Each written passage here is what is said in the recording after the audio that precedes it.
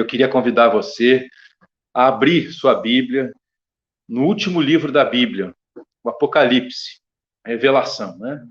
Então, se você está com a sua Bíblia, abra no Apocalipse, capítulo 5. E nós vamos ler os últimos versos do capítulo 5. Eu quero ler com você o verso 13 e 14 do capítulo 5 de Apocalipse. Então, nós refletirmos juntos. Amém? Diz assim a palavra de Deus. Depois ouvi todas as criaturas existentes no céu, na terra, debaixo da terra e no mar, e tudo o que neles há, que diziam: àquele que está sentado no trono e ao Cordeiro sejam o louvor, a honra, a glória e o poder para todos sempre.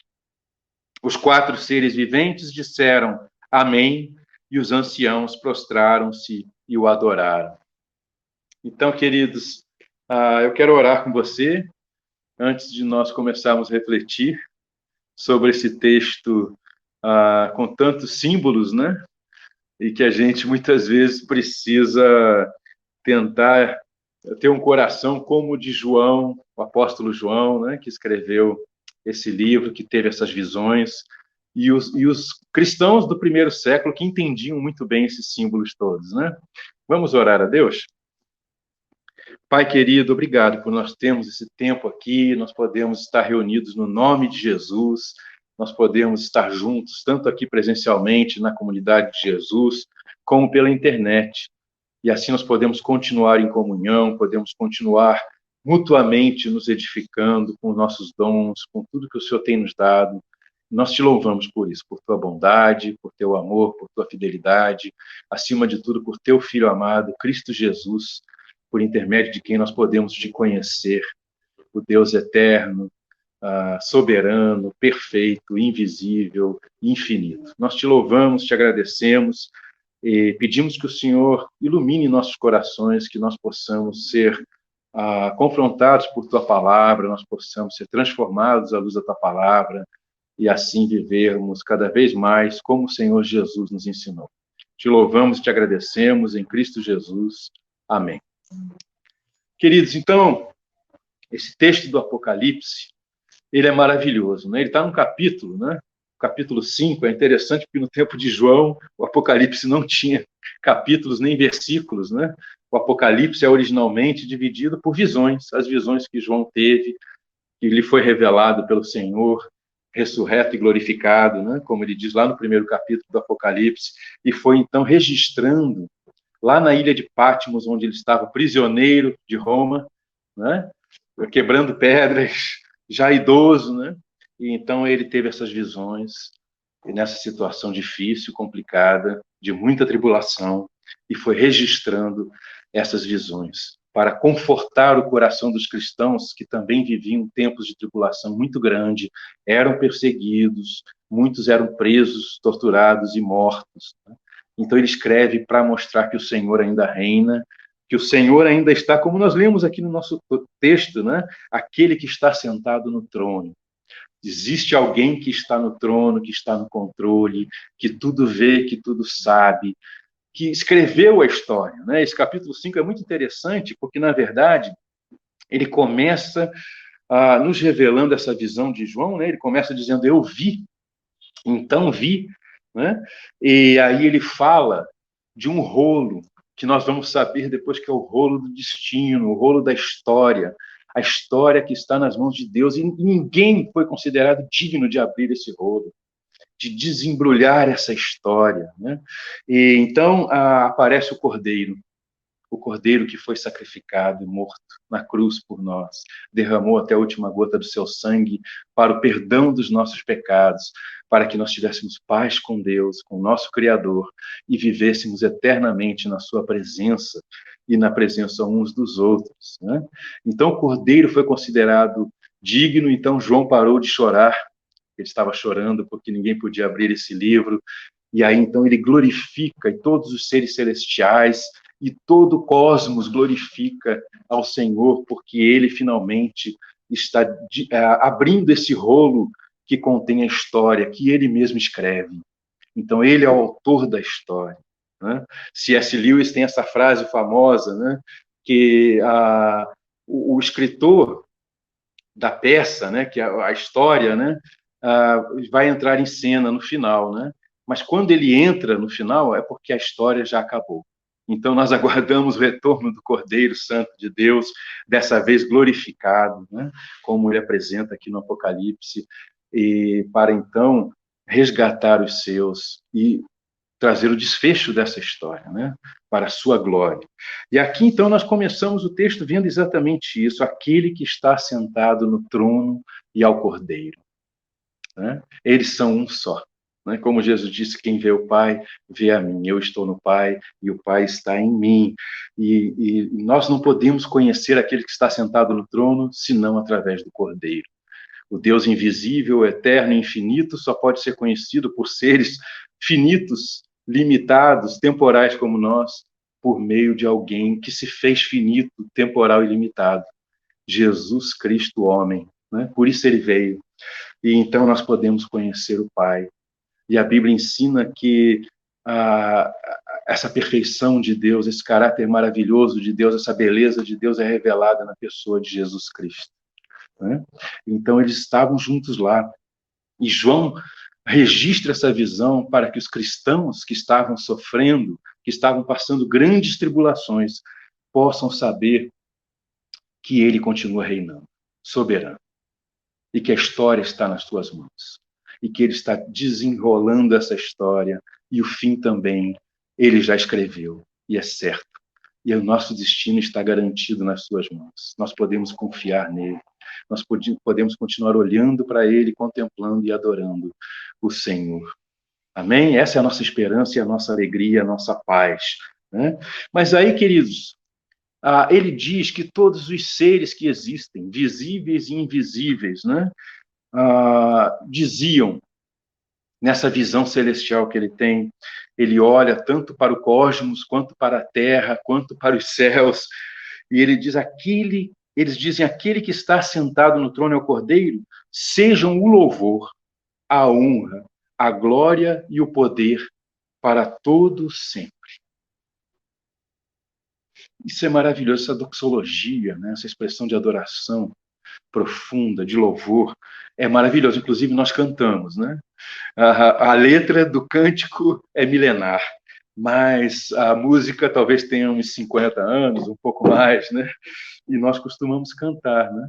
Ao que está sentado no trono e ao Cordeiro sejam o louvor, a honra, a glória e o domínio para todos sempre.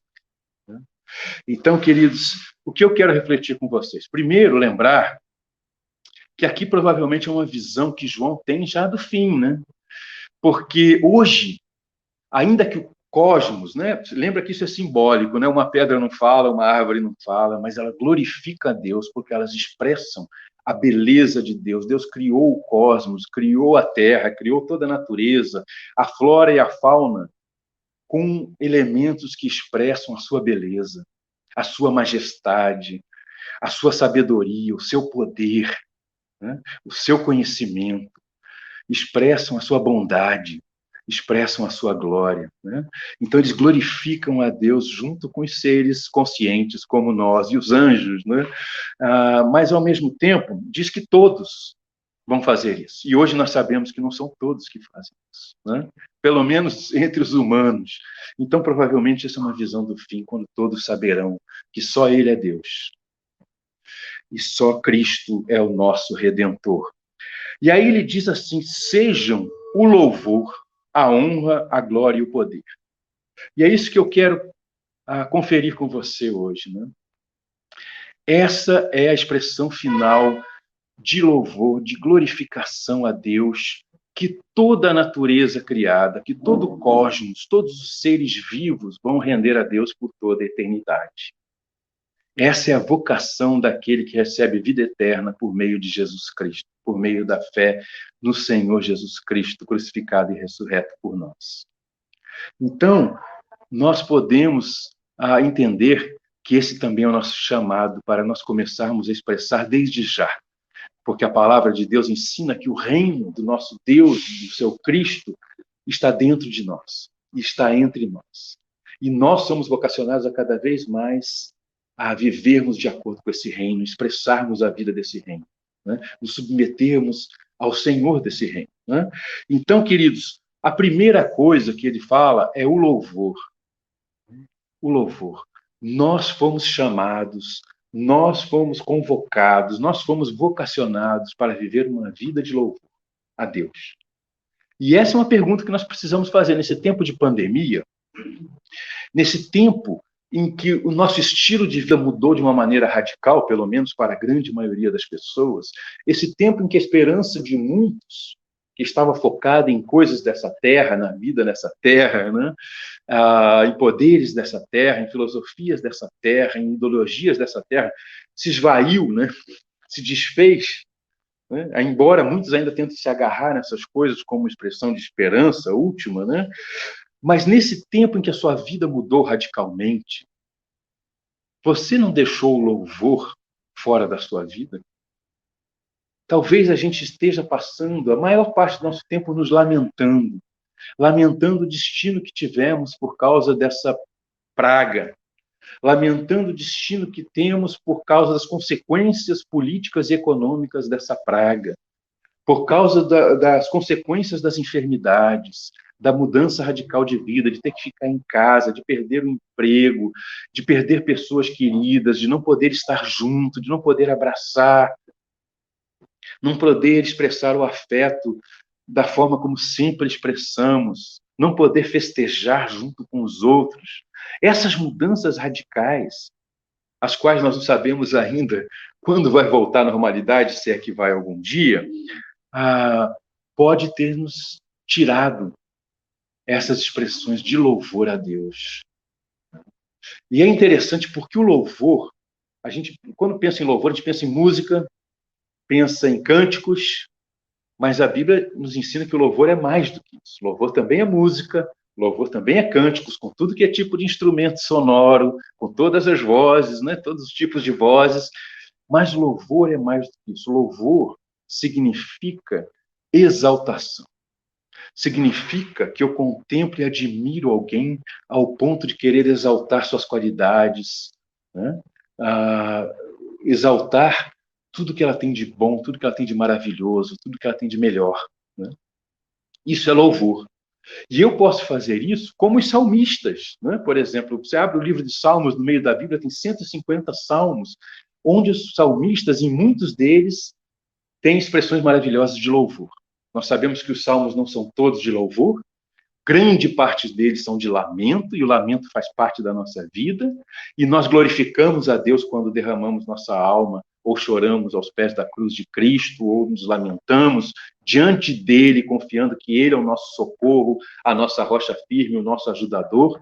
Nós glorificamos porque nós reconhecemos que é ele que vem ao nosso socorro, ao nosso encontro nessa hora difícil, que ele é aquele que nos ama a ponto de nos ouvir e dar atenção e querer cuidar de nós nesses momentos. Mas a nossa vida não pode ser só lamento, né? E nos Salmos você vê, em meio aos lamentos, os salmistas não deixavam de contemplar o Senhor na sua glória, na sua beleza, no seu amor, na sua bondade, na sua majestade, na sua verdade, né? Na sua justiça, na sua graça, na sua misericórdia, na sua compaixão, na sua eternidade, na sua infinitude. Tudo que nós vemos nas Escrituras sobre o nosso Deus. Então, louvor a Deus, ao Deus verdadeiro e único que existe, ele só começa a brotar no nosso coração quando nós paramos e o contemplamos. E se nós não contemplamos a Deus e não continuamos crescendo no seu conhecimento, nesse relacionamento pessoal que ele quer ter conosco, nós dificilmente vamos louvar a Deus. E talvez isso tenha faltado nesses tempos na vida de muitos de nós. Você tem louvado o Senhor?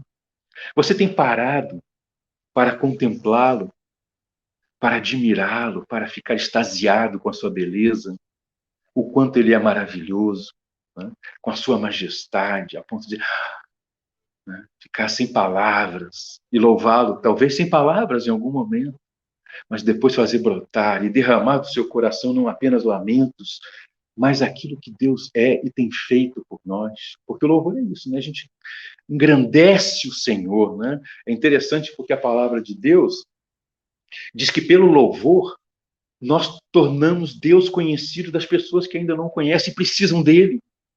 Anseiam por conhecê-lo, mas ainda não tiveram essa oportunidade, né? Tem um salmo que diz, o salmista diz para o Senhor: põe o teu louvor nos meus lábios, e então eu engrandecerei o teu nome, anunciarei as tuas grandezas.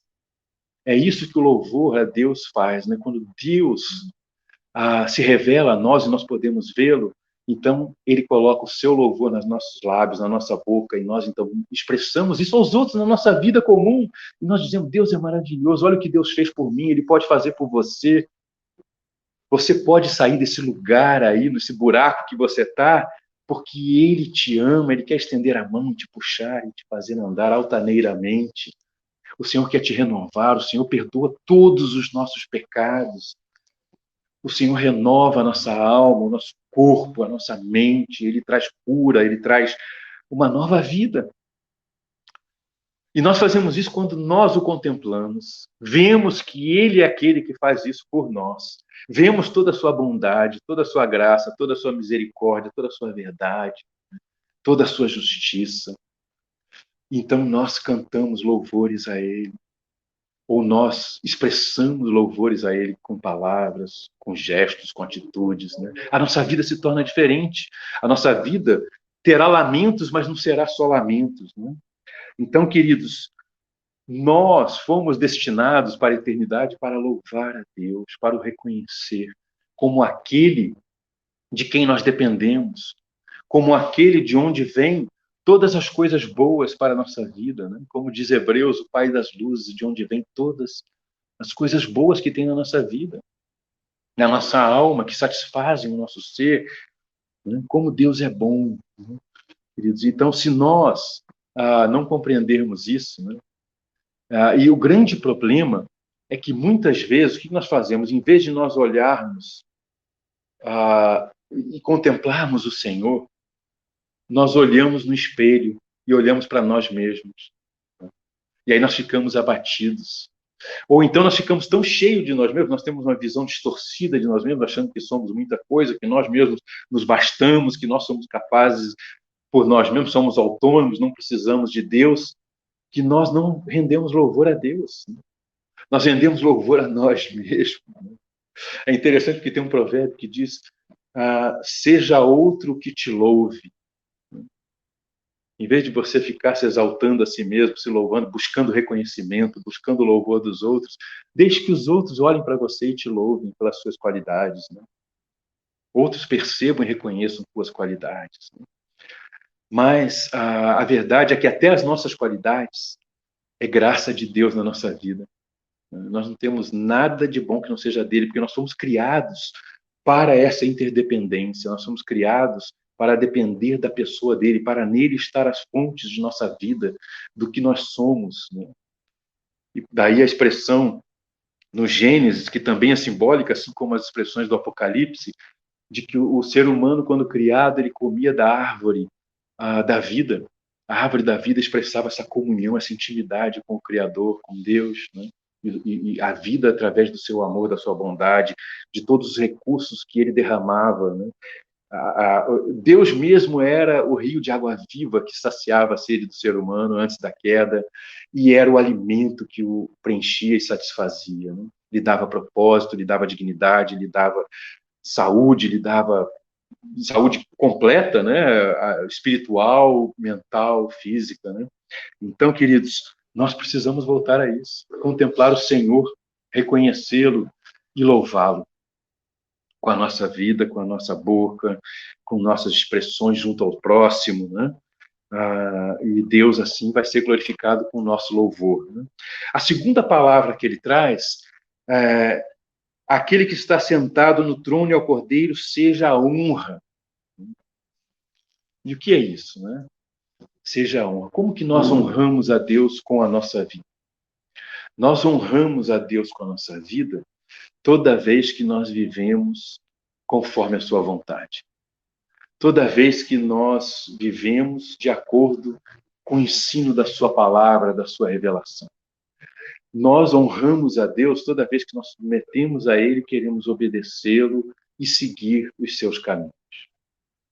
Nós desonramos a Deus quando nós entendemos que somos autônomos e autossuficientes e queremos seguir nossa própria cabeça, nosso próprio entendimento, e buscamos filosofias de acordo com aquilo que nos agrada mais, de vida, né? Estilos de vida.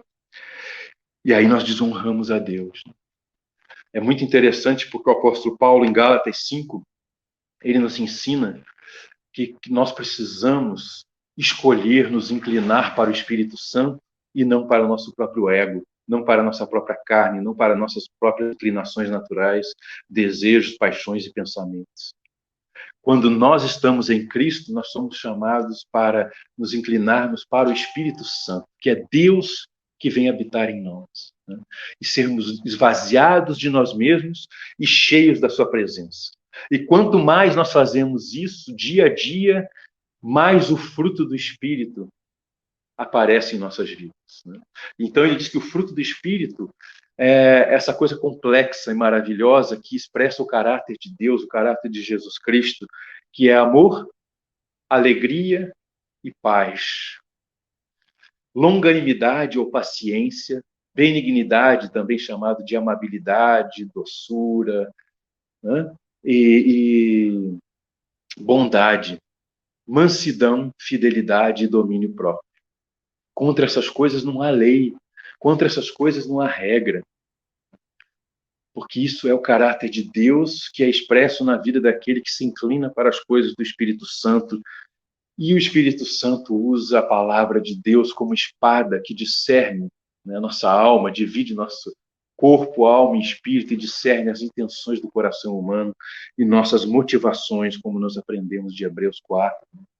Então, queridos, nós fomos vocacionados e chamados para louvar a Deus e honrar a Deus com a nossa vida. Como tem sido a nossa vida nesses tempos difíceis, atribulados, de sofrimento, de mudanças tremendas, né? De incertezas. A Bíblia continua nos chamando para viver uma vida de louvor a Deus e que honra a Deus. Em terceiro lugar, ele diz, e a glória, né, seja dada a Deus e ao Cordeiro. Né? A glória. Né? Como que nós glorificamos a Deus com nossa vida? Como nós glorificamos a Deus com nossas vidas, né? É interessante porque no Catecismo de Westminster, lá do século XVII, lá atrás, 1600 de alguma coisa, né? A primeira coisa que nós aprendemos é a razão por que nós fomos criados. E o Catecismo diz que nós fomos criados para glorificar a Deus e desfrutar dele por todos os dias da nossa vida, por toda a eternidade. Desfrutar dessa comunhão, ter comunhão íntima com o nosso Criador, com Deus vivo que se revelou por meio do seu Filho, depois da queda, e fez habitar o seu Espírito Santo, mediante a fé em nossos corações, né? E assim glorificar a Deus. Como que nós glorificamos a Deus? Quando nós vivemos segundo esse projeto eterno dele. Deus não tem plano B. O plano A dele é que nós vivamos em comunhão com ele, em comunhão uns com os outros, que o amemos acima de todas as coisas, com todo o nosso coração, toda a nossa alma, todo o nosso entendimento, todas as nossas forças, como nos ensina o Senhor Jesus, que amemos aqueles que são nossos irmãos e irmãs em Cristo, como Jesus nos amou, o novo mandamento que ele nos deu, né?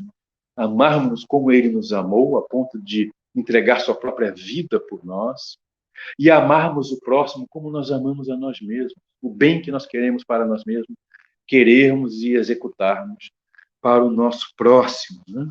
Então, nós glorificamos a Deus quando nós vivemos nessa comunhão com ele, uns com os outros, como família da fé, como irmãos e irmãs em Cristo, e também para o nosso próximo.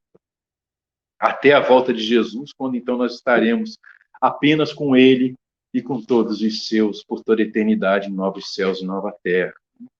Então, queridos, essa é a nossa vocação. Por fim, ele fecha aqui na nossa tradução, está o poder, né? Na versão Almeida, está o domínio.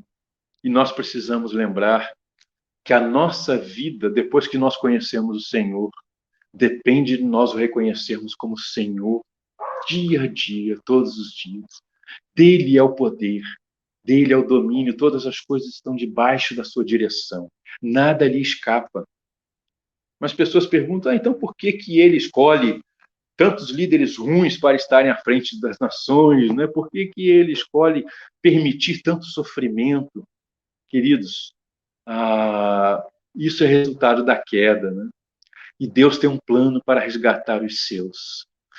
Um povo de todas as nações, de todos os povos, de todas as línguas, de todas as tribos. Ele está resgatando para si mesmo por meio de Jesus Cristo. E em meio ao sofrimento, muitas vezes Deus usa o sofrimento para que as pessoas finalmente possam dizer: eu preciso de Deus, eu quero conhecer o Deus verdadeiro, que vocês conhecem, que você tem me falado. E o cristão, ele sofre nesse mundo porque ele vive nesse mundo caído e a chuva cai sobre justos e injustos. Mas Deus continua amando, guiando a sua vida, e a sua presença faz toda a diferença em meio a esse sofrimento. Ele nos convida a expressarmos a nossa fé e o nosso amor e a graça de Deus para com os nossos irmãos e para com os outros, perseverando em meio às dificuldades, às tribulações e ao sofrimento. Esse é chamado de Deus para os cristãos. Na verdade, essa é a mensagem do Apocalipse. O consolo de Deus está na sua presença, está no seu senhorio, está no seu domínio, no seu reinado sobre nós, que hoje está apenas em nosso coração e nos nossos relacionamentos, né? Mas um dia vai estar presente, face a face conosco, né?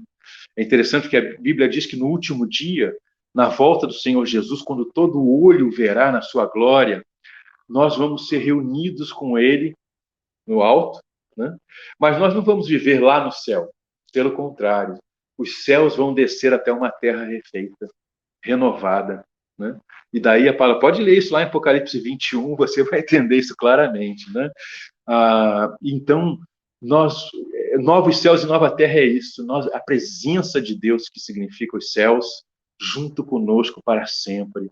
E nós, então, não haverá mais choro, nem dor, nem pranto, nem sofrimento algum para aqueles que estão desde já em Cristo Jesus. Então, volte-se para o Senhor, porque Ele é sempre pronto a perdoar, tardio em irar-se. E o seu amor é maior do que tudo.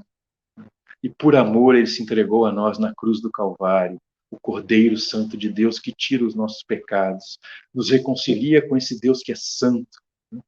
E nós podemos louvá-lo na beleza da sua santidade. E podemos crescer dia a dia, cada vez mais, resgatando a imagem maravilhosa com a qual Ele nos criou, a imago Dei, a sua imagem e semelhança, sendo transformados à luz da sua palavra.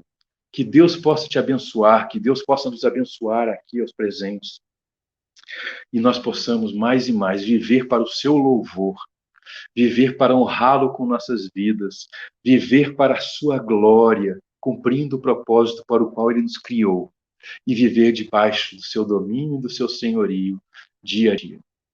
Para isso nós fomos criados, para desfrutar dessa presença maravilhosa de Deus e glorificá-lo dessa forma, todos os dias da nossa vida, por toda a eternidade.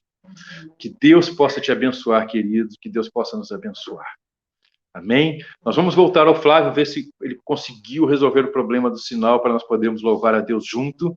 Senão ele volta para mim aqui e a gente encerra, então, orando juntos e pedindo que Deus nos abençoe.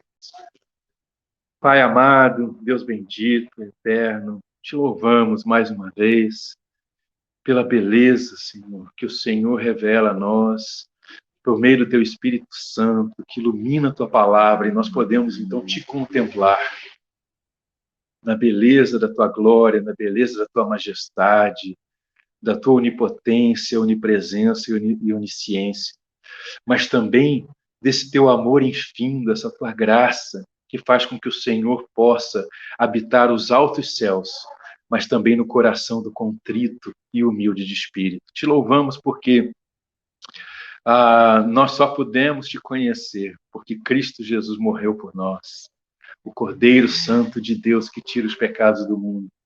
Mas ele ressuscitou e retornou à sua glória, e o domínio e o poder estão nas suas mãos. Te louvamos porque ele é aquele que foi digno de desenrolar o livro da nossa história, da história de todo o cosmos, de toda a humanidade, e estar fazendo cumprir cada etapa conforme o Senhor planejou para a redenção de toda a tua criação e de uma maneira especial dos teus filhos e filhas que habitarão contigo para todo sempre, nessa bem-aventurança dos novos céus e nova terra. Te louvamos por este domingo, te louvamos porque em meio às dificuldades que vivemos hoje, até o dia da sua volta em glória, nós podemos continuar te louvando, assim como temos a liberdade de derramar nossa alma aos pés da tua cruz, abrir o coração sabendo que o Senhor nos acolhe no seu amor, na sua bondade, na sua graça, misericórdia e compaixão.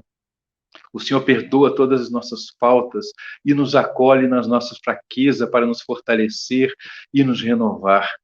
Obrigado porque nós podemos realmente chorar de coração na tua presença, derramar nossa alma, clamar a ti, como os salmistas fizeram tantas vezes, mas também podemos te olhar e contemplar toda a tua bondade e glorificar o teu nome e exaltar o teu nome, Senhor, com louvor que brota de dentro do nosso coração e podemos te honrar, vivendo conforme a tua palavra, pelo poder do teu Espírito Santo, nos inclinando dia a dia ao teu Espírito, nos esvaziando mais e mais de nós mesmos, permitindo que o nosso ego continue crucificado com Cristo na cruz, como no dia que o conhecemos, quando morremos para o pecado, morremos para nós mesmos e ressuscitamos espiritualmente para essa nova vida que o Senhor nos dá no Espírito Santo. Te louvamos por isso, Senhor, que nós possamos, mesmo em meio às mais terríveis aflições e dificuldades e dores neste mundo, viver para a tua glória e viver em comunhão pessoal contigo e viver em comunhão santa uns com os outros, Senhor. Jamais abrirmos mãos de podermos nos encontrar, nos reunir com os irmãos, amarmos os irmãos, celebrarmos, servirmos uns aos outros em amor, na tua palavra e fazendo todo o bem que pudermos aos irmãos e ao nosso próximo. Que o Senhor nos abençoe e nos capacite a isso. Que o teu amor, ó Pai, continue sendo derramado no coração de todos os irmãos e irmãs ao redor do mundo e daqueles que te buscam nesse momento, que anseiam por te conhecer. Que o Senhor possa iluminar seus olhos da alma, do coração, trazer nova vida a eles. Especialmente nossos irmãos e irmãzinhas que sofrem nesse momento no mundo da maneira mais terrível, que sofrem perseguição, que sofrem nas prisões, que sofrem tortura, que enfrentam até a morte, Senhor. Que o Senhor possa ser com eles e livrá-los, que o Senhor possa protegê-los, que o Senhor possa deter os pés e as mãos que se apressam a fazer o mal. Que o Senhor possa infundir o teu temor nesses corações ímpios, Senhor, para que eles te conheçam também e se prostrem e te adorem e se tornem nossos irmãos e irmãs também. Nós oramos pela conversão desses que estão no mau caminho e oramos para que o Senhor fortaleça e guarde nossos irmãos e irmãs que estão nesses lugares de sofrimento nessa hora, Senhor. A tua igreja sofredora. E oramos por todos aqueles que carecem de alimento e água, pedindo, Senhor, que eles sejam saciados por ti mesmo, porque o Senhor, de ti vêm as verdadeiras fontes da vida, que nos saciam a alma, que descedentam e alimentam a nossa alma, mas também que nos abençoam com recursos deste mundo para podermos comer e beber. Cura aqueles que estão enfermos, Senhor. Consola aqueles que estão enlutados e aflitos. Em nome de Jesus, que a tua paz transborde do coração de cada um. E a graça do Senhor Jesus Cristo se faça presente de maneira poderosa na vida de cada um, assim como o poder do teu Espírito Santo, sobre toda a tua igreja, sobre a vida de cada um de nós, desde agora e para todo sempre. Amém. Deus abençoe, queridos, que você tenha um ótimo domingo Não sei se o Flávio vai ainda voltar, mas nós estamos aqui com vocês. Graça e paz.